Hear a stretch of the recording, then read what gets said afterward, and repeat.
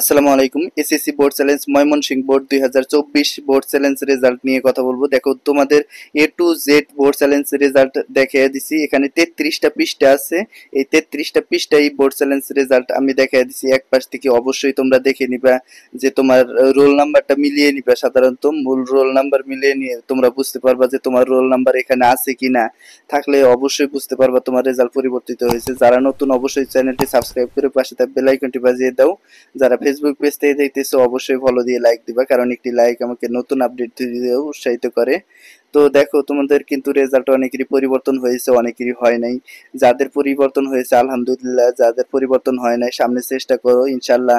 সামনে বছর অর্থাৎ তোমাদের সামনে ফেব্রুয়ারিতে পরীক্ষা দিতে হবে।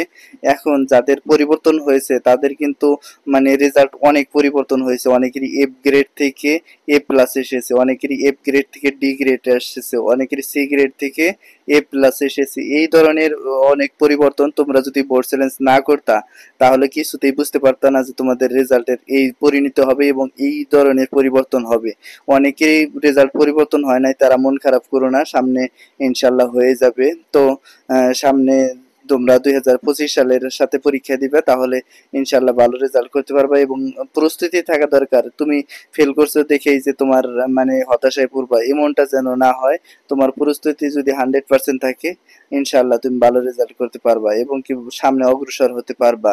তো তোমরা তোমাদের কাঙ্ক্ষিত রেজাল্টের জন্য বোর্ড চ্যালেঞ্জ করেছিল, অনেকেই অনেকের কাঙ্ক্ষিত রেজাল্ট হয়েছে, অনেকেরই হয় নাই। যাদের হয় নাই তারা চেষ্টা করবা সামনে।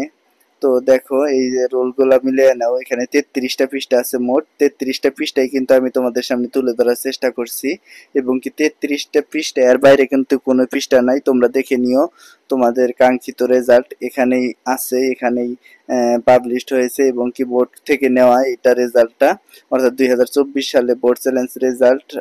এটা হচ্ছে ময়মনসিংহ বোর্ডের। অনেকেই ময়মনসিংহ বোর্ডের জন্য ব্যস্ত হয়ে গেছে যে ভাইয়া ময়মনসিংহ বোর্ডের বোর্ড চ্যালেঞ্জ রেজাল্টটা পরিবর্তন হয়েছে কিনা, ওইটার আপডেট দেন। তো ওইটার আপডেট মূলত এইটাই। তোমরা বুঝতে পারতেছো যে তোমাদের এখান থেকে দেখলেই তোমরা তোমাদের রেজাল্ট পরিবর্তন হয়েছে কিনা তোমরা বুঝতে পারবা, কাঙ্ক্ষিত রেজাল্ট এসেছে কিনা সেটাও জেনে নিতে পারবা। অনেকেই কাঙ্ক্ষিত রেজাল্ট হয়েছে, অনেকেরই কাঙ্ক্ষিত রেজাল্ট হয়নি। যাদের কাঙ্ক্ষিত রেজাল্ট হয়নি তারা চেষ্টা করো, সামনে চেষ্টা করো, ইনশাল্লাহ হয়ে যাবে। অনেকেরই এফ গ্রেড থেকে ডি গ্রেড, বেশিরভাগ এফ গ্রেড থেকে ডি গ্রেড হয়েছে দেখতে পাচ্ছ এখানে। আর তোমাদের যে কাঙ্ক্ষিত রেজাল্ট সেটা বিভিন্ন ওয়েবসাইটের মাধ্যমে প্রকাশ করেছে, ওয়েবসাইটে দেখলেও দেখতে পারো তোমরা, সমস্যা নাই।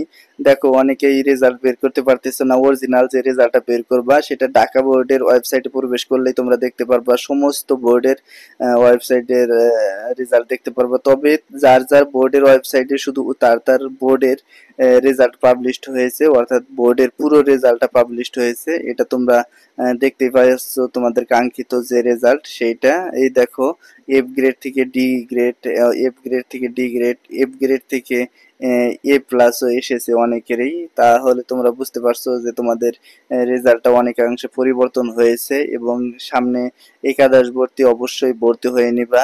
তোমাদের 12 এবং 13 তারিখে একাদশ ভর্তির আবেদনের যে আপডেটটা দিছে অবশ্যই সেটাও আমি দেখিয়ে দেবো। তো এই ছিল আজকের ভিডিওটা। সামনে কোন আপডেট চাও অবশ্যই কমেন্ট বক্সে জানাও। ধন্যবাদ সবাইকে, আসসালামু আলাইকুম।